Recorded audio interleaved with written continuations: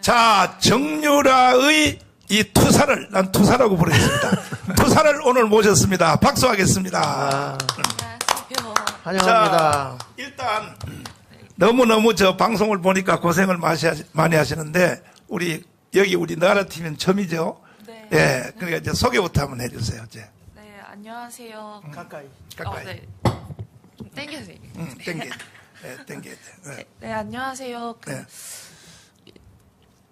소위 말하는 국정농단 사건의 일단 최서원 원장님 딸인 이제 정유라입니다.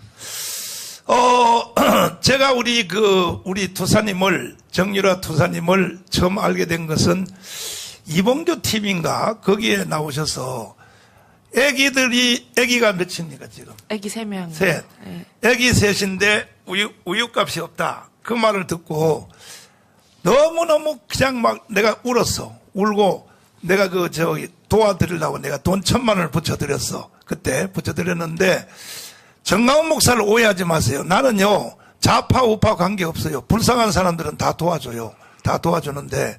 그래서 제가 그때 감사해서 그 연락 드렸던 기억이. 맞아. 그래서 전화를 이제 했는데 오늘 드디어, 실제로는 처음 이제 만나게 되었습니다.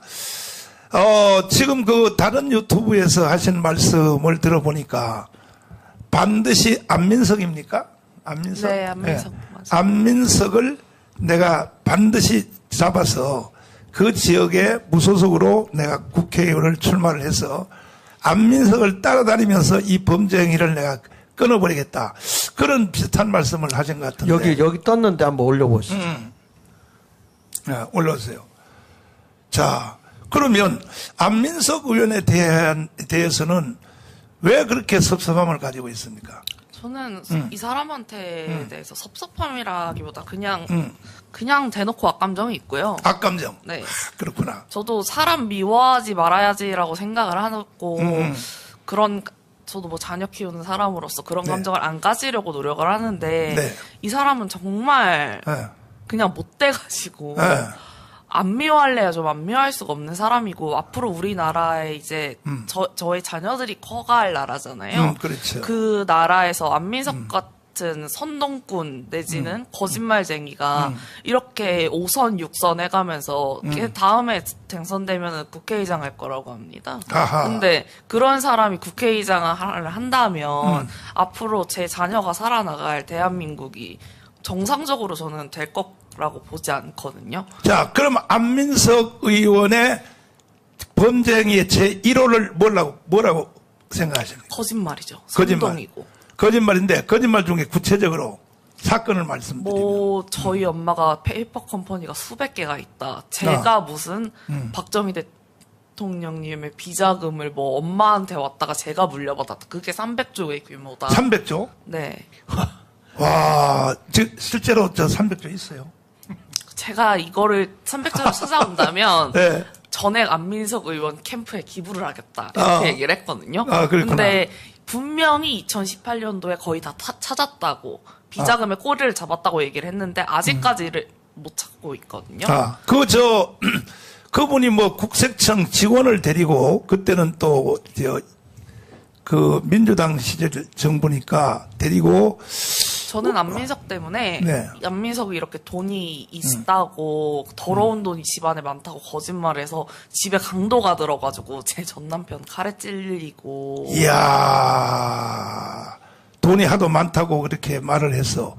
근데 그 국세청 직원들로 독일에까지 현지까지 조사를 하러 갔다며요. 그 안민석 의원이. 저도 그게 어떻게 된 건지 모르겠는데 독일에서 안민석 의원이 온 동네를 다 쑤시고 다녀서 독일에서도 그게 사건이 생겼었어요. 아하. 근데 독일에서 다 무혐의 처분이 작년에 다 났단 말이에요. 작년에. 그냥 혐의 없음 전부 다. 그러니까 제목은 결국은 돈 금액은 300억인지 모르지만 그 돈을 지금 그러니까 우리 정유라 투사가 독일에다 감춰놨다. 그거 조사하러 가는 거. 스위스라고 했다가 독일이라고 했다가 금액도 300조라 그랬다가 800조라 그랬다가. 300조? 이야, 300조라 그랬다가. 근데 안민석이가 기소가 됐네요. 한번 좀 띄워보세요. 예. 기소가 됐어요? 예, 올려봐요. 결국엔 돈을 올려봐. 못 찾았으니까요. 명예훼손, 예. 혐의 불구속 기소. 기소가 됐구나. 기소가 됐네요. 그런데 안민석. 이제, 예. 이제 저게 이제 그 가장 큰 이제 사건이고, 저는 이 사람이 정말 악질이라고 생각을 하는 게 저렇게 했으면 이게 아니라는 게 나왔으면 사과를 해야 되는데 이제 와서 나는 300조라고는 안 했는데요. 이런 식으로 나오니까. 하하. 나이를 먹을 만큼 먹으신 분이고 그래도 국회의원 5선씩이나 하셨던 양반이 일반 국민을 상대로 네. 뭐 저도 국민이고 저도 주민등록번호 있는 대한민국 국민인데 그런 국민한테 이렇게 말도 안 되는 말로 사람들을 선동해서 이렇게 호도를 했으면 적어도 죄송하다. 이거 사실이 아니었던 것 같다. 이렇게 사과를 저는 하는 게 맞다고 생각을 하거든요. 근데 그 정도의 기본적인 인간적으로서의 예의도 없잖아요. 저는 그래서 인간 실격이라고 생각해요, 이 사람은. 철면피 아닙니까, 저 인간? 철면피요. 그리고 밥 먹듯이. 안민석 의원이 그 박근혜 대통령 탄핵할 때 그 공격하는 걸 보면. 제가 사생활하고까지 얘기를 했거든요. 맞아요. 나도 그 말을 물어보기가 조금 못해서 지금 주저거렸는데 본인이 말씀하시는데 그러니까 사생활하고 이 안민석이가 하여튼 뭐 내가 볼 때 그 3대 더불어민주당 쪽에 있는 3대 악당들이 있는데 정청래, 그 다음에 이제 안민석, 그 다음에 또 누구야 있는데 이 사람들은 자기가 그걸 알고 말할까요? 자기가 그걸 모르면서 공격하기 위해서 말할까? 저는 그냥 대한민국 민주당의 정치 풍토 자체가 국정농단 사건의 기점으로 인해서 좀 거짓말을 많이 하고 선동을 많이 하고 막 많이 설칠수록 정책과 상관없이 인기를 끌면 되는 이상한 약간 정말 레카 유튜버처럼 좀 변질되어 버린 느낌이거든요. 그냥. 네. 근데 박근혜 대통령의 이제 탄핵 때문에 이게 연결이 다 됐는데, 짧은 시간에 여러 가지 참 물어볼 말이 많은데, 박근혜 대통령이 탄핵될 때에, 탄핵될 때의 그 주제 중에 하나가 제일 핵심이 뭐냐면, 노트북, 타블렛 PC라고 하는 거. 네. 그것 때문에 이제 폭발이 일어나기 시작했거든요, 사실은. 그것 때문에 일어났는데, 그 정체에 대해서 혹시 아시는 게 있어요? 그거 지금 제가 가지고 있고요. 가지고 있어요? 네. 와, 그러면 그 안에 지금 본인이 가지고 계시니까, 그거 뭐 다 지우고 보내주셨어요?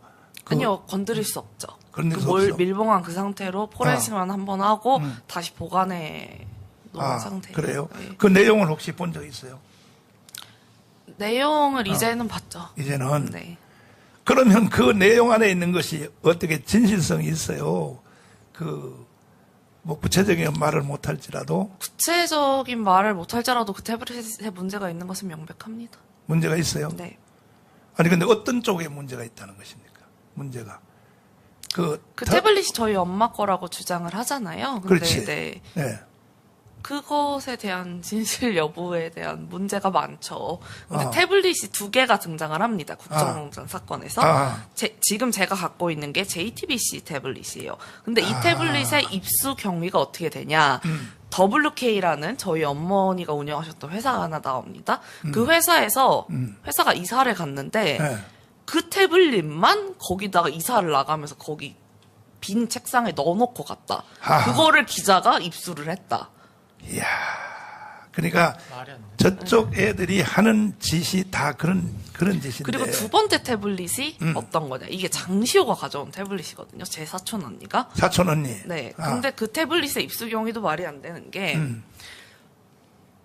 저희 엄마가 증거인멸을 하라고 장시호한테 시켜서 장시호를 저희 엄마 집에 보냈는데 백팩을 메고 갔대요. 근데 백팩 안에 태블릿을 이렇게 꽂아가지고 나오다가 이제 그거를 이제 CCTV에 찍혀가지고 검사가 이거 뭐냐 갖고 와라 이렇게 얘기를 해서 그럼 그 태블릿 PC가 어디 있었냐 했더니 친구 아들을 줬다고 합니다.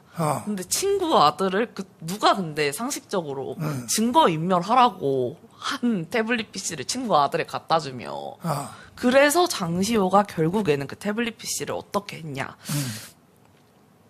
본인이 본인 아빠한테 얘기해서 아빠가 그 친구한테 얘기해서 그 태블릿 PC를 다시 받아서 그거를 변호사가 제출을 했다고 합니다. 이것의 입수 경위도 말이 안 되거든요. 지금 또 처음 들어오신 이 시청자들 위해서 말씀드리면 박근혜 대통령이 탄핵된 그 핵심 그 사건이 태블릿 PC라고 하는 것이 있는데 이것이 이제 지금 현재 이제 수사 다 끝나서 우리 정유라 투사님한테 지금 와 있다는 것입니다. 근데 그 내용을 이제 살펴봤다는 거죠. 보니까 사실은 이것 때문에 박근혜 대통령이 탄핵된 거거든요. 근데 거기에 박근혜 대통령이 탄핵될 만한 내용이 있어요? 탄핵되실 만한 내용은 사실 이 안에는 없죠. 없죠. 네. 그러니까 그 우리 언론을 통해서 본 바에 의하면은 그 내용에 어머니가 최서원 어머니가 그걸 이용해서 WPC를 이용해서 박근혜 대통령을 바깥에서 리모컨으로 조정을 했다. 이렇게 언론이 계속 말했거든요. 제가 봤던 두 분의 사이는 절대 그렇지 않고 저희 어머니가 정말 뭐라고 이렇게 얘기하면 저희 엄마한테 물론 실례인데 저희 어머니가 진짜 뭐 주인분처럼 그러니까 모시는 분이었지 저희 엄마가 감히 어떻게 그분을 조정하고 이럴 수 있는 관계 자체가 아니었는데 네, 한 가지만 물어볼게요. 어머니가 태블릿 PC를 다룰지는 아세요? 제가 이것에 대해서도 여러 번 말씀을 드렸는데 네. 독일에 있을 때 사건 발생 한 이 모든 사건이 시작되기 한 3주 전, 4주 전 정도에 제가 엄마한테 태블릿 PC를 드리면서 엄마 요새 이게 새로 나온 전자기기란다. 엄마 한번 써봐라 이랬는데 엄마가 나는 자판이 없어서 쓰질 못하겠다. 불편하다. 그냥 노트북 쓸란다. 이렇게 얘기를 하셨거든요. 근데 제가 이거를 조사받으면서도 얘기하고 계속 얘기를 했는데 네가 뭘 알아 다들 이래버리니까 저도 할 말이 없는 거예요. 에? 이러면서. 그러니까 결국은 어머니 최서원 어머니가 바깥에서 박근혜 대통령을 기계처럼 조정했다. 이게 전체적인 주제인데 그 박근혜 대통령이 그렇게 멍청한 사람이 박근혜 대통령 아세요 혹시? 저는 솔직히 잘 알지는 좀 못하거든요. 본 적은 있어요? 저 어렸을 때 어렸을 때? 봤고 일단 저는 그때 당시에 계속 운동선수였어가지고 그렇게 어머니랑 시간도 사실 많이 보내지 않았고 그랬기 때문에 그냥 뭐 두 분 통화하시는 거나 가끔 이렇게 뭐 봤지. 근데 제가 알기로도 굉장히 똑똑하신 분이고 당연히 근데 엄청나게 똑똑하신 분이시니까 여자의 몸으로 그렇지. 대통령이 되셨겠죠. 맞아요. 네. 거기다 또 청와대에서 일생 살았잖아요. 그렇죠. 아버지가 박정희 대통령 아닙니까? 그리고 네. 사실 그런 말 있잖아요. 범 밑에 강아지 안 난다고. 저는 그 말이 맞다고 생각을 하거든요. 근데 그렇게 똑똑하신 박근혜 대통령이 어머니한테 기계적으로 조정을 당했다. 이 언론이 다 그렇게 썼거든요. 사실 조정동까지도 그렇게 몰고 갔거든. 그리고 네. 이 네. 사건에 박 대통령님이 사실 탄핵당한 가장 큰 이유는 뇌물 때문이잖아요. 뇌물죄라는 네. 것 때문이잖아요. 근데 그 뇌물죄 자체가 박 대통령님은 저의 말이랑 일단 관계가 없으시니까 성립이 안 되고 저희 엄마는 공무원이 아니기 때문에 뇌물죄가 성립이 안 돼야 받는 거란 말이에요. 그런데 이 두 분을 엮은 법리가 무엇이냐? 그게 경제공동체라는 법리거든요. 맞아요. 근데 이 경제공동체라는 법리를 만들기 위해서 등장을 한 게 저의 사촌 언니 장시호입니다. 자 그러면 제가 사실은 마음에 상처가 될까봐 제가 깊은 얘기를 제가 좀 자제를 하려고 그랬는데 이제 우리 투사님이 직접 말씀하시니까 제가 이제 물어보자면 이제 삼성 말 사건이 이제 안 나올 수가 없단 말이에요. 이제 금방 말씀하셨으니까. 네. 그 아시안 게임에서 저 금메달 땄죠. 네. 예. 금메달 따는 과정에 있어서 올림픽에 다음에 이제 도쿄 올림픽에 금메달 목표로 이제 운동을 하고 있을 때 삼성에서 그 말을 사준 거는 사실입니까?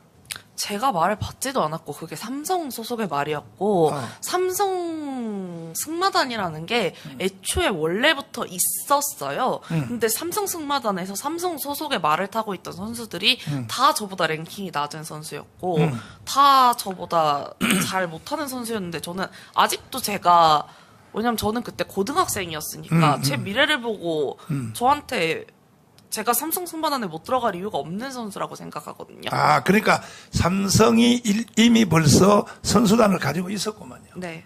있었는데 그러면 선수가 있으려면 말이 있어야 될 거 아니에요. 그렇습니다. 그렇죠. 근데 그리고 저 이전에도 삼성 소속의 말이 이미 엄청 많았어요. 엄청 많았고. 근데 이거 혹시 이거 아세요? 대기업별로 이거는 저 박정희 대통령 때부터 시작된 건데 대기업별로 스포츠 종목을 지정해 줘 가지고 예를 들어서 양궁 그러면 현대, 양궁 현대. 그래서 세계 금메달을 따오라. 레슬링 그러면 어느 기업체.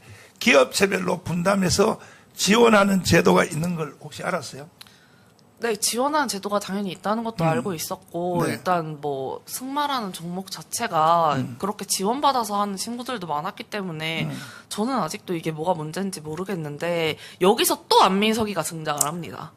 안민석이 어디서 얼굴을 가린 전문가를 하나 데려와서 인터뷰를 하거든요. 그 사람한테 뭐 심판이래요. 근데 그 사람 이름도 모르고 정체도 몰라요. 이렇게 모자이크가 돼 있는데, 제 영상을 보여주면서 잘 타요? 이렇게 물어보니까 그 전문가라는 사람이 형편없다. 이렇게 얘기를 또 해서 그게 또 그때 당시에 엄청나게 화제가 됐었거든요. 그러니까 이제 제가 이제 조금 전에 물어본 것은 기업체별로 지금도 프로야구도 있지 않습니까? 프로야구는 다 그 기업들이 하고 있지 않습니까? 삼성 라이온즈도 있고 저 LG도 있고 다 있는데 그와 같이 그 비인기 종목 있잖아요. 대중화되지 않는 비인기 종목은 기업체도 잘 안 하려고 그러니까 정부에서 거의 강제로 양궁이 세계 1등 하는 이유가 있거든요. 그게 다 기업이 투자를 해서 하는데 그러니까 모든 기업들이 지금 탁구팀들도 다 가지고 있지 않습니까? 탁구팀, 대한항공 특별히 뭐 탁구팀, 여자 탁구팀 있는데 이렇게 기업들이 대한민국의 국위를 높이면은 그 국위가 높아지는 혜택이 결국은 기업한테 또 오잖아요.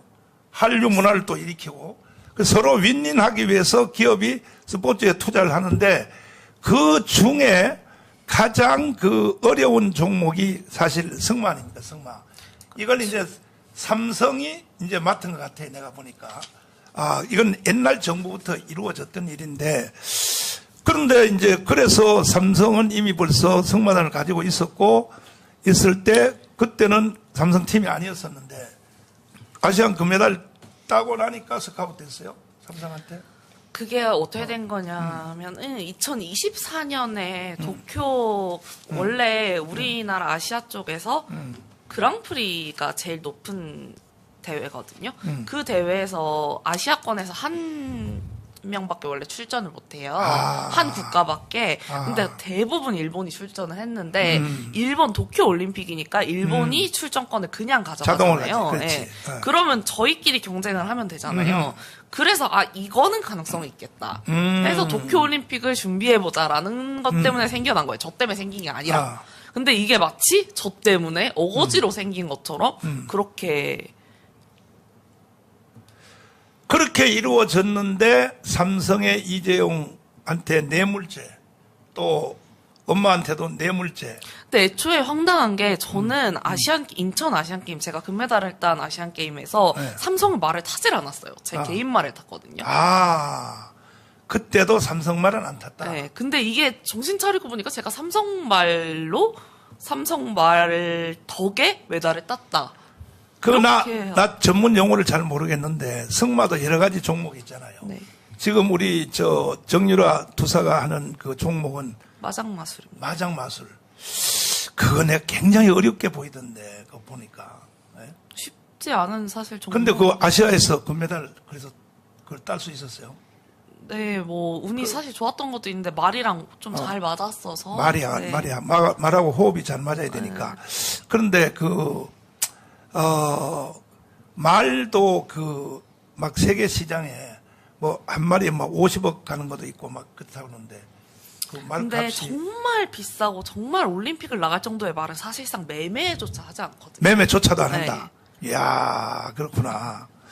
걔가 갖고 있는 가치 자체가 이렇게 사람들이 막 왜 손흥민 보면서 와 하는 것처럼 그렇지. 그런 전 세계 승마인들이 막 그 말이 입고 있는 뭐 옷, 그 말이 먹고 있는 거, 그 광고비만 해도 어마어마하게 벌어들이기 때문에 그 매각 자체를 사실 안 해서 말이 너무 좋아서 메달을 땄다? 이거는 사실 이 종목과 좀 맞지를 않은 게 실력 없는 선수가 타면 말이 금방 망가집니다. 자, 그런데 그거를 삼성이 주는 말도 아닌 걸 가지고 그냥 보편적인 말을 가지고 아시안 게임에 금메달을 땄다는 얘기죠. 네, 제 개인. 그러니까 재능이 있다고 이제 봐야 되는데, 근데 이것을 다 뇌물로 뒤집어 씌워서 이재용 삼성의 부회장까지도 그것 때문에 또 재판받았죠.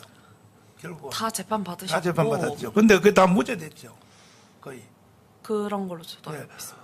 이번에 또 뇌물죄만 딱 문제가 있었고, 박 대통령님을 애초에 잡아 넣으려고 이렇게 기획된 무대잖아요. 그러니까 이제 내가 언론에 비치는 바에 의하면 이재용 회장을 청와대로 불러가지고 기업인들 초청으로 하고 난 뒤에 뒷방으로 데려가서 정유라를 도와주라.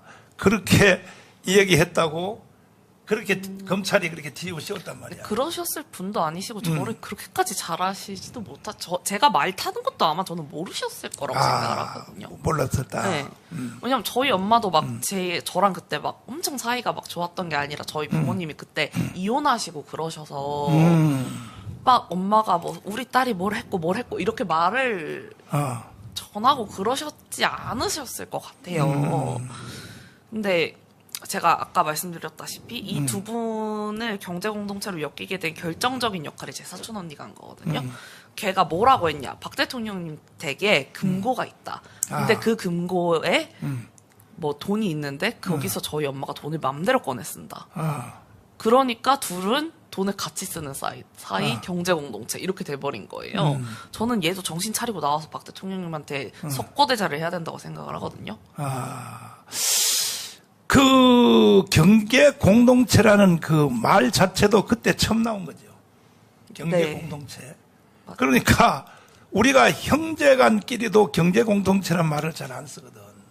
그런데 부부 사이에서도 사실 말도 안 되는 거잖아요. 맞아. 그러면은 노무현 대통령 그 와이프도 본인이 피아자식에 받았으면 그분들이야말로 경제 공동체지. 지금 이 생판 남남 그것도 남녀도 아니고 여를 경제 공동체로 장시호 말 하나 듣고 똑같은 피고인의 말을 듣고 그렇게 만든다는 게 저는 이게 말도 안 된다고 애초에 생각을 하는데 애초에 장시호도 없는 얘기 지어서 그렇게 얘기를 했으면 저는 제 사촌 언니지만 그래도 가족이지만 저는 얘가 정신 차리고 나와서 지금이라도 나라가 이렇게 개판난 거 본인 책임도 있으니까 사과하고 똑바로 돌려놔야 된다고 생각을 하거든요. 그러면 사촌 언니의 장시호 언니는 뭐 검찰의 압박을 받아서 그랬을까? 어떻게 해서 그렇게 증언을 하셨을까? 불륜이래요. 그러니까 자기의 약점을 가리려고? 아니요. 약점이 아니라 거기 그 검사 안에서 불륜 이거는 조금 조심 있게 말하겠습니다. 저도 이름은 얘기를 안 할 건데. 네, 그렇죠. 자, 그런 일이 있었구나. 그래서 그걸 피해가기 위해서 이제 그렇게 됐다는 것인데,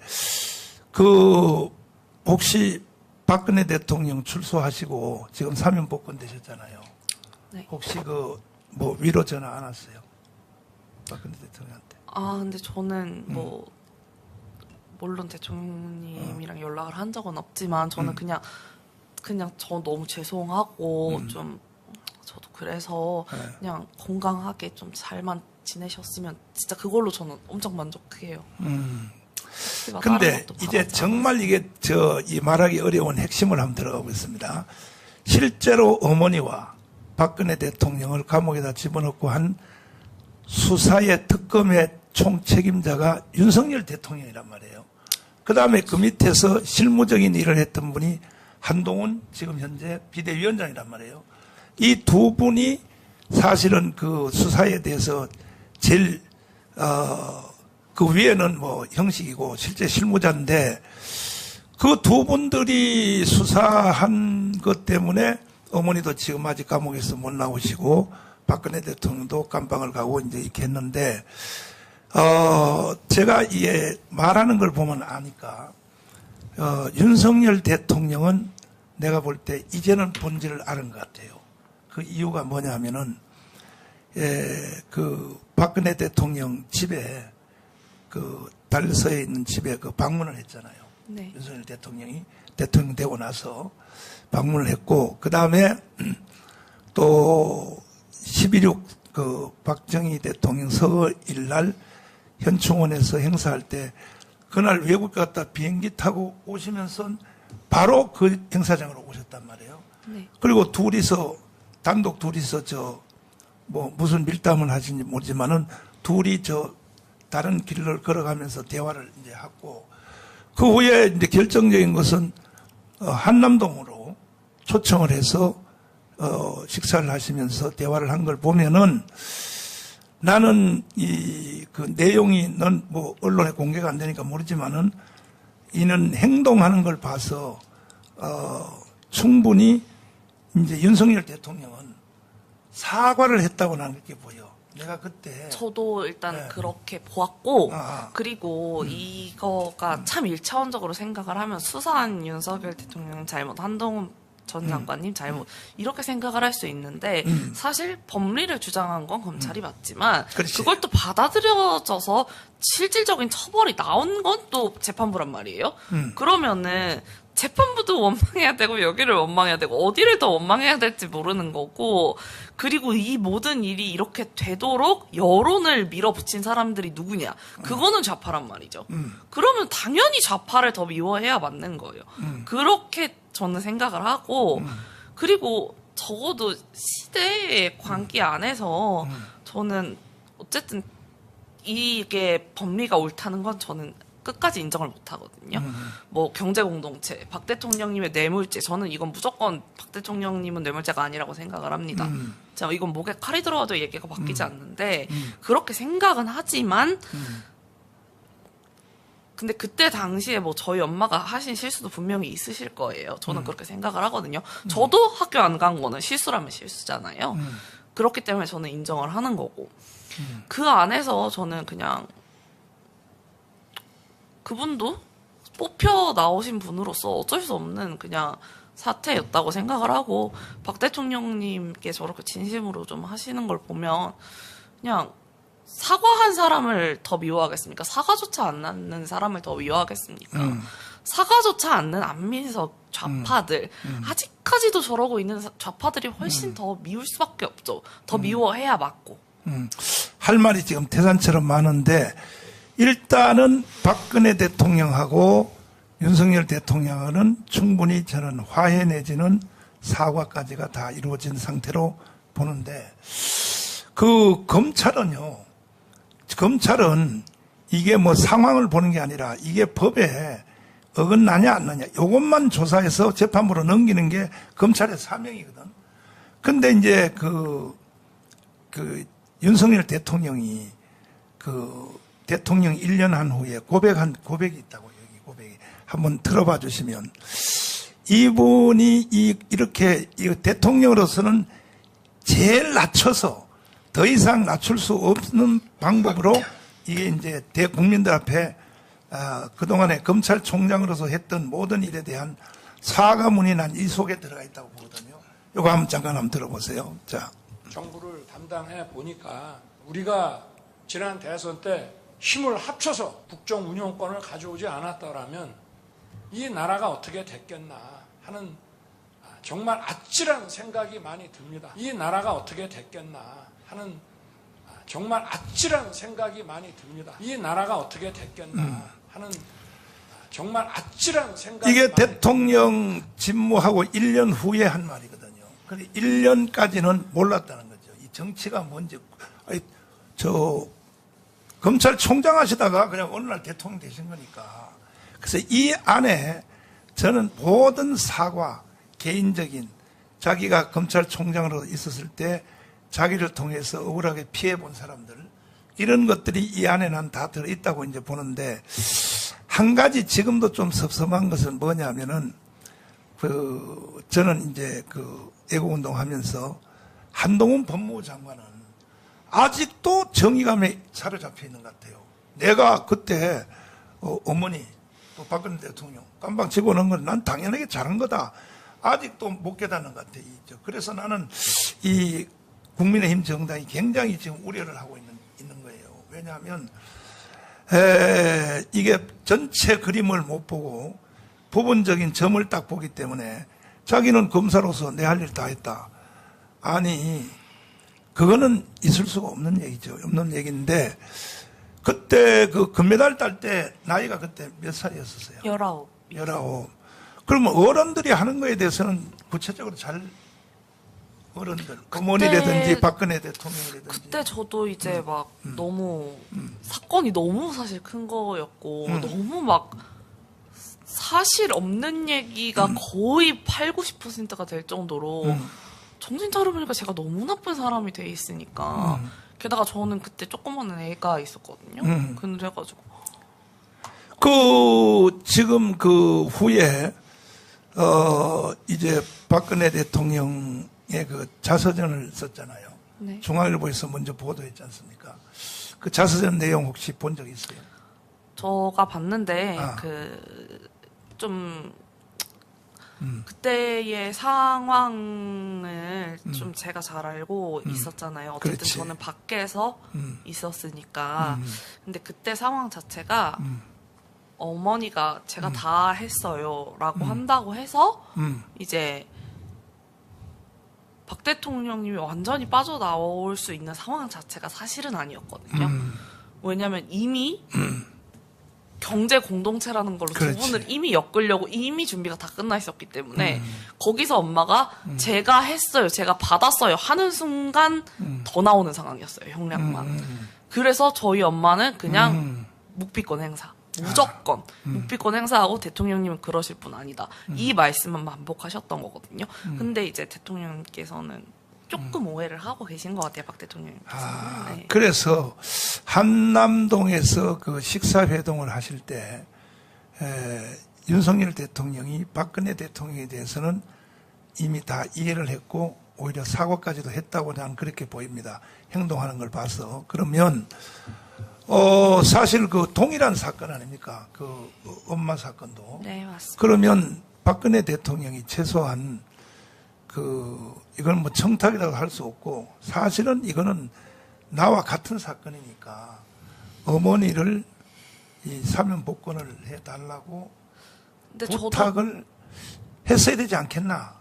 이게 참 어떻게 보면은 정말 이제 저에 대한 제가 생각하는 저는 박 대통령님 정말 사랑하고 너무 존경해요. 근데 그런 걸 모든 걸 다 떼놓고 나서 생각을 해봤을 때 사실 사건이 이렇게까지 커진 데는 여기에 대통령님이라는 신분과 이재용 부회장님이라는 신분이 있기 때문에 이렇게까지 커진 거잖아요. 그렇지.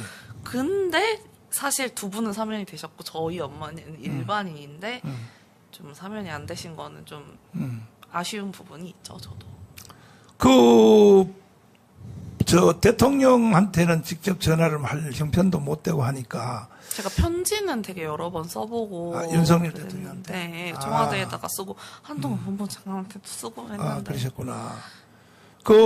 박근혜 대통령하고 동일 사건인데, 한 사람은 사면 복권이 됐고, 엄마는 지금 몇 년째 계십니까? 8년째 예. 계세요.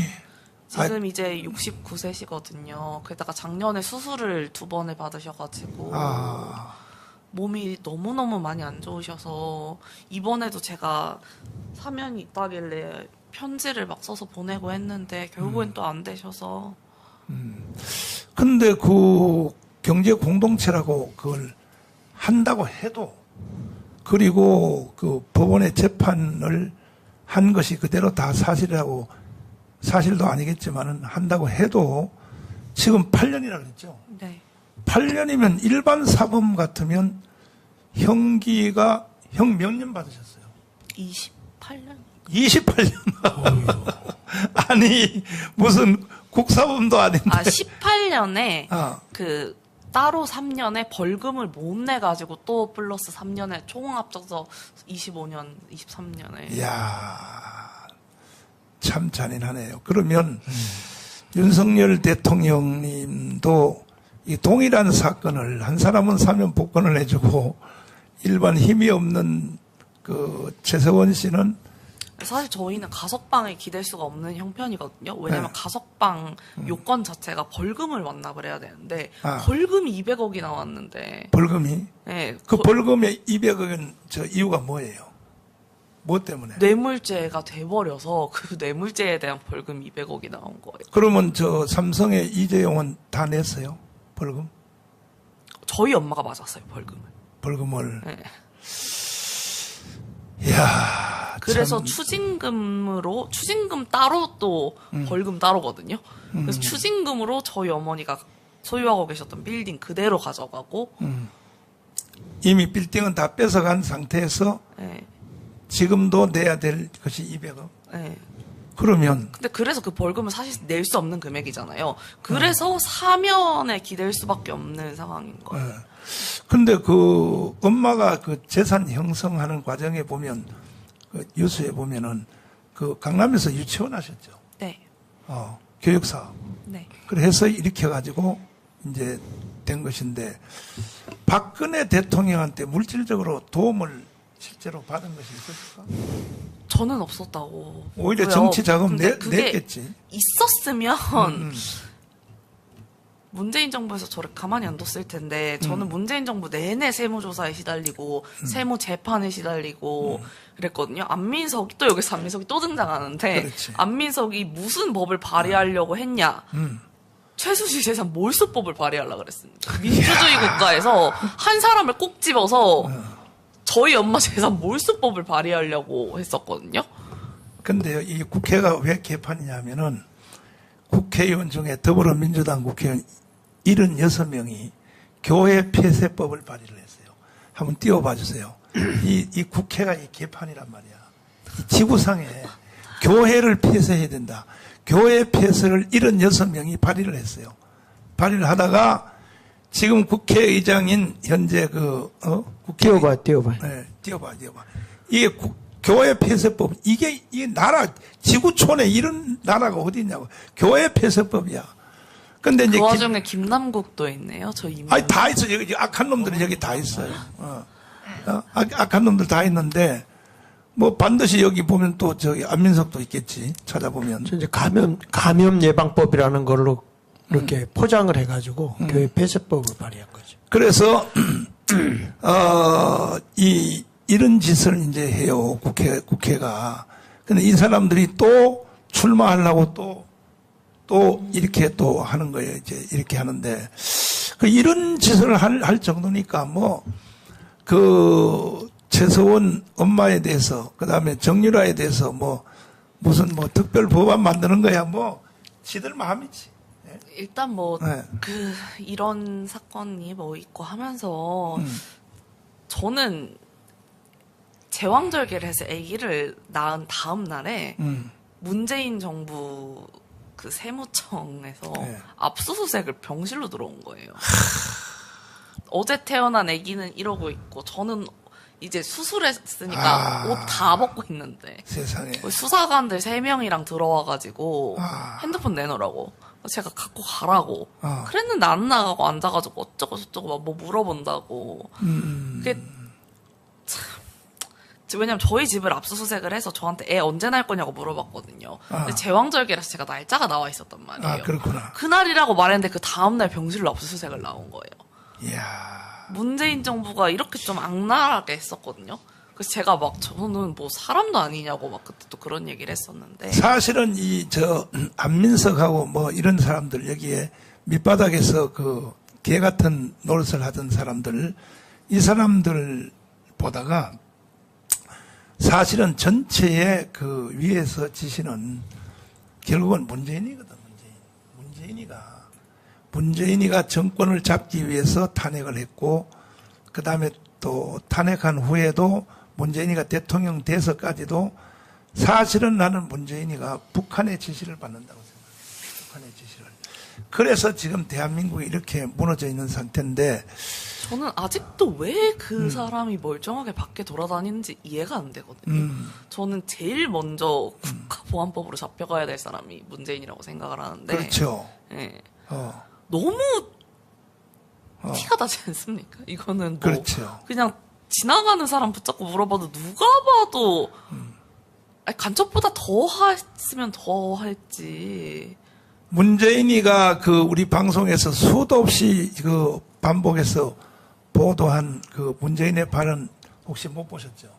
문재인이가 조금 전에 보안법으로 수도 없이 잡혀가야 될 사람이 안 잡혀간다고 말씀하신 것처럼 이 문재인이가요 동계올림픽에서 한 거 보면요 이거는 정말 이제 처형돼야 되거든. 다시 한번 우리 투사님을 한번 보여드리기 위해서 동계올림픽에서. 근데 원래 분단 국가에서 지금 우리나라 휴전 국가인데 사실 문재인처럼 그렇게 행동하면은 군법에 의해서 총살이에요 원래는. 군법에 의해서 총살이야. 근데 자 이거 한번 들어보세요. 이거 보안법이 아니라 이건 정말 자 제가 존경하는 한국의 사상가 신영복 이게 선생은 간첩의 왕이에요. 제가 존경하는 한국의 사상가 신영복 선생은 2년 후 2019년은 대한민국 건국과 임시정부 수립 100주년을 맞는 해입니다. 남쪽 대통령으로서 김정은 국무위원장의 소개로 여러분에게 인사말을 하게 되니 그 감격을 말로 표현할 수 없습니다.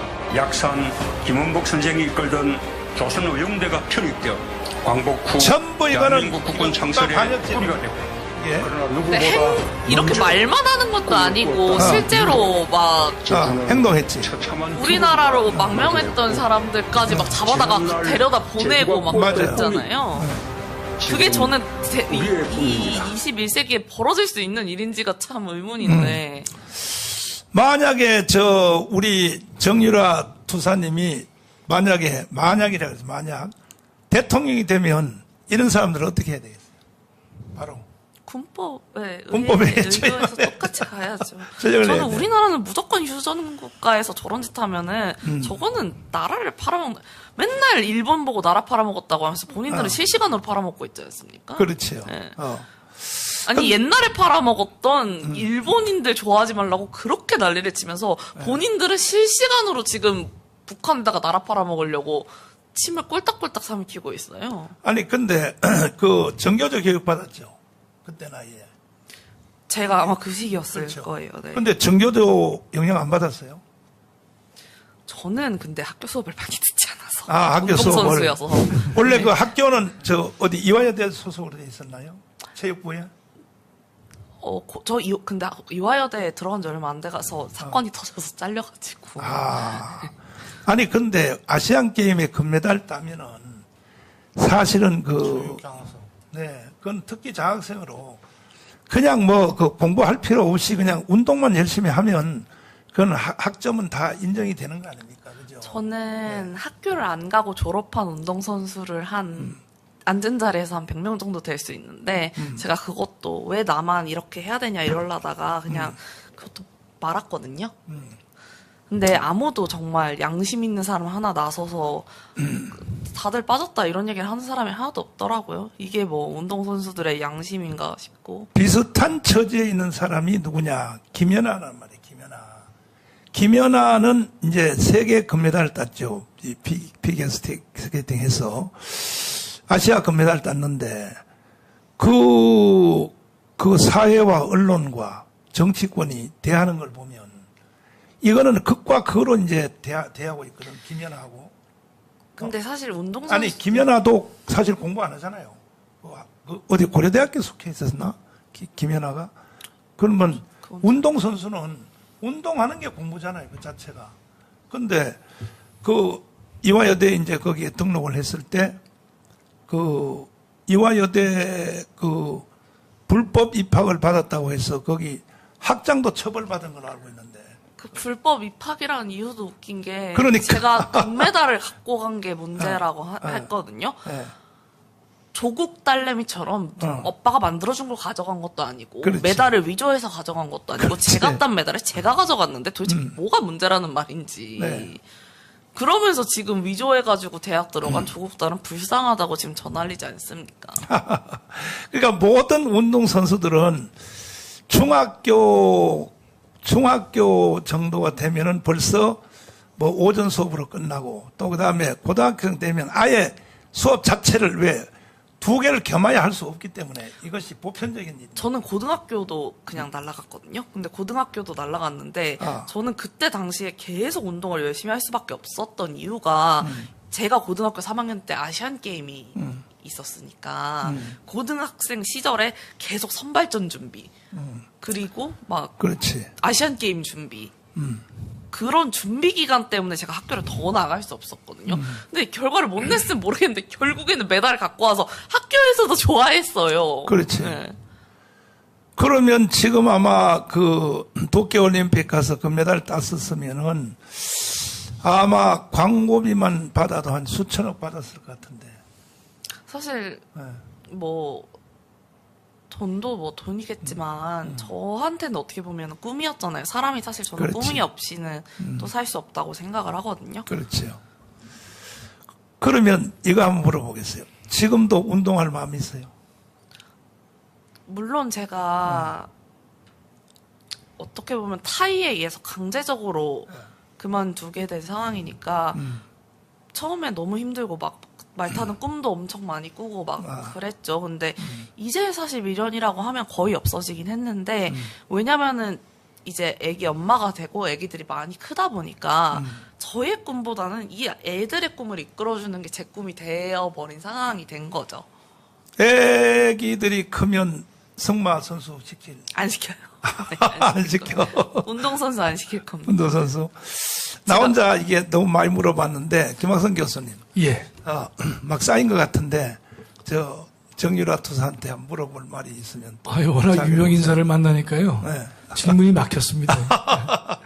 사실상 이제, 우리나라는 꼭 바람직한 것은 아니지만, 이제 우리 체육 특기자들한테 공부를 많이 이제 수업을 면제해 줬어요. 근데 이제 지금은 많이 이게 줄어들었는데, 우리 정유라 씨가 그때 학교 다닐 때에는 상당 부분이 학교 공부는 면제가 됐고, 그냥 본업에 충실해서 나라의 명예를 올리는 그 일을 해달라고 하는 것이 일반적 국민의 정서였습니다. 그렇죠. 그렇기 때문에 그것을 그 당시에도 끄집어내고, 또 제가 더 가슴 아팠던 것은 당시 그 이대의 그 교수와 학장이 처벌받는 일을 보면서 좀 잔인하다. 근데 지금 조금 전에 우리 정유라 씨 얘기를 들어보니까 이제 출산한 그 다음 날 그 병실에 와서 압수수색을 한다고 하는 게 참 여성의 몸으로서 이렇게 제대로 이제 가리지도 못한 그런 상황이었을 텐데 그건 명백하게 위법이거든요. 잔인한 위법. 정말 이 문재인 정부의 이 잔인성을 이제 우리가 볼 수 있는데 정말로 그 치가 떨리는 일이 아닐 수가 없어요. 그래서 그때 저희 아기도 있었거든요. 태어난 지 하루 된 아기도 그러니까. 있었는데 아기가 그래가지고 막 감기 걸려서 인큐베이터 가고 저도 막 응급실 입원하고 그렇겠어요. 예. 그러니까 이게 병원에서도 너무 민망한 거예요. 그렇죠. 사람들이 이게 애 난 병실에 와가지고 하니까 다 시끌시끌하고 와 이래서 제가 그냥 도망치듯이 그냥 퇴원을 빨리 했거든요. 세상에. 아기는 인큐베이터에 가고 제가 도망치듯이 퇴원을 했는데 이게 몸이 너무 안 좋아서 제가 다시 막 병원을 갔는데 병원에 그래서 한 2주를 입원을 했었어요. 응급실 통해서 병원에 갔다가. 그거 정말 인권 침해죠, 사실상은. 장일 목사님. 네. 운동권 애들도 공부 안 하잖아요. 학교 오면 바로 자기들 사무실에 가서 운동권 애들 도우리가 얘기했잖아요. 니들이 뭐 공부를 했어 뭐 했어 그러잖아요. 저도 화염병이나 던질 것을 괜히 말을 타가지고. 곤모술수 공부하겠죠? 권모수. 그 운동권은 목사님 이렇습니다. 그 이제 걔들이 그 당시에 그 타협하는 교수들이 많이 있었어요. 운동권 애들이 이제 오면 그 이제 대학 본부에 그 운동권 애들이 오면 교수들이 공부 안 해도 눈 감아줬거든요. 왜? 어연고수 물러가라. 이렇게 겁먹어가지고. 근데 저는 한 놈도 점수 안 줬습니다. 이야. 그렇기 때문에 그다음부터는요, 안 옵니다. 학생들이 이제 다 계산해가지고. 그래서 고려대학 총장 못 하신 거야. 참나. 근데 이거 하나만 더. 참 우리가 불행한 게 대학 총장들이 운동권 총학생회장이다 이 간부급들이요. 근데 이제 그 수업을 듣잖아요. 그럼 총장이란 놈들이 나서서 교수한테 막 전화하고 그래요. 그렇지. 좀 잘 좀 부탁한다고. 그런 식으로 근데 하니까 나라 꼴이 엉망되는 거죠. 왜냐하면 저 운동권 애들이 총장실에다가 못을 딱 박아놓고 못 나오게 하니까 겁먹어가지고 걔들은 수업할 필요가 없어. 자길 목사님. 네. 걔들은 공부 안 하잖아요. 운동권 애들은. 공부 안 하는데 잔머리는 잘 굴리죠. 권모술수에 능하고. 근데 이번 같은 경우도 제가 보기에는 정치적 희생물이거든요. 그러니까 저 박근혜 대통령을 탄핵시키기 위해서 지금 이렇게 묶은 거잖아요. 사실은. 그렇죠. 그렇죠. 이거를 사건화시켜서 결국엔 여론화시키고 그 여론화시켜서 결국엔 권력을 뺏어버린 거잖아요. 지금 보면. 근데 거기에 이제 짝짝꿍한 인간들이 지금의 국민의힘에 있는 놈들이고 그렇잖아요. 그럼 이걸 정치적으로 풀어줘야 되는 게 맞다고 좀 봐요. 맞지. 경제 논리로 풀면 안 되고 이거는 정치적 논리로 풀어서 빨리 이거는 해결해 줘야 된다 이렇게 생각합니다. 아마 그 이재용이가 아니고 그 아버지 있잖아요. 이건희가 살아서 있었으면요 절대로 이거 맘대로 못했을 거야. 이건희는 대단하거든. 저 그때 이명박 때도 뭐 말하니까 나는 경제인의 아들로 태어나서 난 처음 듣는다고. 그때 그이명박한테 들어받는 거 봐요. 그런데 김영삼하고도 붙었잖아요. 맞아요. 김영삼. 뭐 정치가 사류라고 해가지고. 맞아. 그러니까 그 윗대는 참 대단했는데 이 아랫대들은 전부 다 기가 약하니까 막 잡아놓고 깜방 잡아놓고 이제 그렇게 하는데 시간이 없어서 이제 또 황교안 장관님 또 한번 우리 정유라 씨 살아온 인생의 궤적을 보면은 정말 너무나 안타까운 일도 많은데 저는 이것보다도 우리 보수 우파들이 좀 이제 좀 단결도 하고 좀 용기를 냈으면 좋겠습니다. 박 대통령 탄핵도 그렇지만 보수 우파 언론까지도 거기에 발을 들여가지고 도와준 꼴이 됐고 이제 이게 우리가 정권을 찾아왔는데도 아직까지도 모든 일들에 보면은 보수파는 투쟁심이 전혀 없습니다. 이번 선거도 저는 가장 좋은 것이 더불어민주당이나 그쪽에서 하는 것은 정말 우리는 나라가 없어지겠다. 다시 한번 그 하면은 안 되겠다고 하는데 국힘당을 비롯해서 여기는 그런 이념적인 투쟁보다는 어떻게 꼼수 서고 그래서 이번 기회를 통해서 우리 보수파가 정말 이제는 마음에 담긴 대로 좀 큰 소리를 내면서 우리가 다수 돼야 되고 이 정유라 씨도 마찬가지고 최순실 씨도 마찬가지고 아까 우리 장학일 목사님 말씀하셨지만은 사면을 비롯해서 이 정치적인 것으로 좀 풀로 했으면 좋겠습니다. 네. 자, 물어볼 말은 태산처럼 많이 있지만은 또 다음에 얼마든지 저희들이 이제 초청해서 이 지금 대한민국의 진실과 정의가 무너졌어요. 그러니까 이런 상태에서는 총선해봤자 아무 의미가 없습니다. 진실과 정의가 무너진 상태에서 총선하면 무슨 의미가 있습니까? 마지막 질문 한번 해보겠습니다. 그래서 무소속으로 안민석 거기 지역구에 출마한다. 사실이에요? 하려고 하고요. 일단 안민석이 저한테 무슨 그렇게 억하심정이 있는지 제가 뭐 걔한테 실수한 게 있나라는 생각까지 저는 해봤거든요. 왜냐면 제가 대학을 입학하려고 할 당시에 대학교에다 전화를 했대요. 대학교에다 전화해서 걔 나중에 좀 이따 문제 생기려니까 뽑지 말라고. 왜 그러는지 모르겠는데. 근데 그거는 전부 이 문재인이가 결국은 근데 저는 문재인이 지금 안 잡혀가고 있는 것도 그렇고 이재명이 이렇게 쉬어하는 것도 그렇고 저는 얘네들이 언젠가는 국가 전복을 노린다고 생각을 하거든요. 북한에다가 나라 갖다 바치려고. 네. 근데 그렇게 하기 위해서 얘네들이 점점 뻔뻔하게 문재인이 무지성으로 저렇게 한 게 아닌가라고 생각해서 저는 이번 총선 못 이기면 진짜 적화통일이 될 수도 있다고 생각을 하는 사람이기 때문에 저는 제 자식이 그런 나라에서 안 살았으면 좋겠어요. 그 어떻게 나한테 공부도 안 했는데 그래 어떻게 그렇게 잘 알고 계실까? 공부도 안 했는데. 무슨 건전한 상식이 있으면요. 네. 저렇게 말씀하실 거예요. 이심전심. 자, 그러면 그 아기가 셋이잖아요. 네. 선거를 하려면 2주간을 해야 되거든. 여기는 누가 봐요, 그러면? 선거운동하러.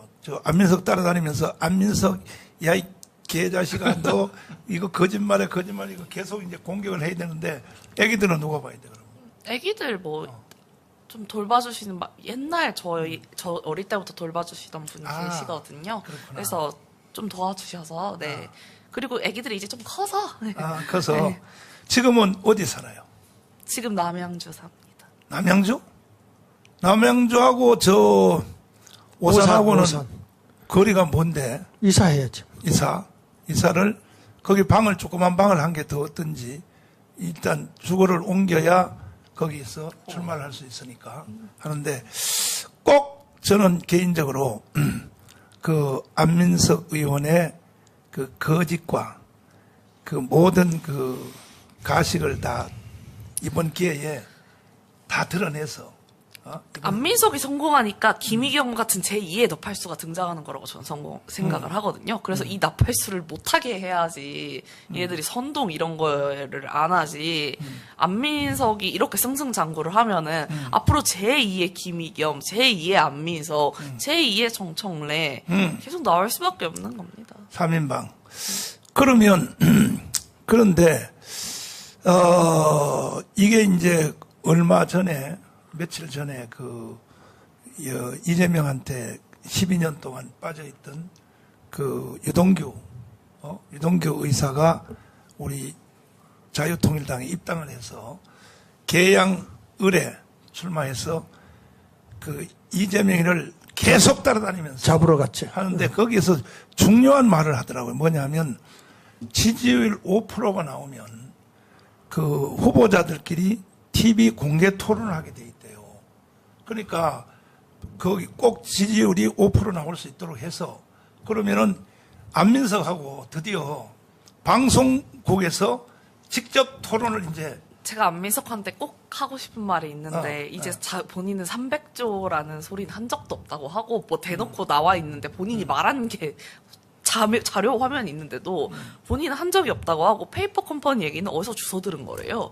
내가 뭘 알겠냐요. 나쁜 놈 되는 것보다는 멍청한 놈 되는 게 나아 보였는지 내가 뭘 알겠냐. 나도 모르고 어디서 들어서 한 소리다. 이렇게 얘기를 하는데 닭 잡아먹고 오리발 내밀 정성도 없어서 돼지발을 갖다 내미는 사람이랑 무슨 그러니까 다시 말씀드리는데 여론조사에서 지지율이 5% 되면 방송국에서 토론하게 돼 있단 말이야. 안민석하고 직접.